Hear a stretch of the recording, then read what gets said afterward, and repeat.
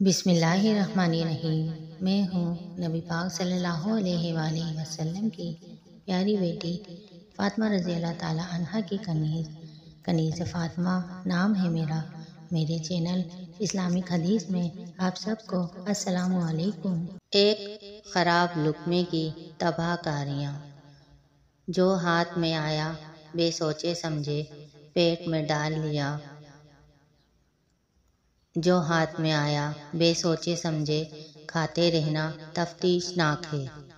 چنانچہ حضرت سیدنا معروف کرخی رحمۃ اللہ تعالی علیہ فرماتے ہیں، صرف ایک خراب لقمہ بعض اوقات دل کی کیفیت کو اس قدر تباہ کر دیتا ہے کہ پھر عمر بھر دل راہ راست پر نہیں آتا، اور بعض اوقات یوں بھی ہوتا ہے کہ وہی خراب لقمہ سال بھر کی تہجد کی نعمت سے آدمی کو محروم کر دیتا ہے۔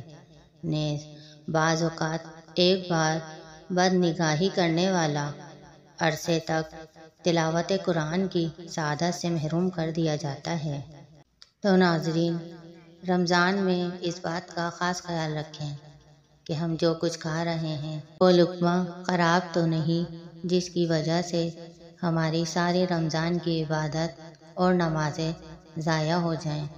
تو اللہ ہمیں ایسی لقمے سے بچائے اور ہمیں اچھا لقمہ کھانے کی توفیق عطا فرمائے، آمین۔ کثرت دولت کی آفت سے بچانا یا خدا، دے مجھے عشق محمد کا خزانہ یا خدا۔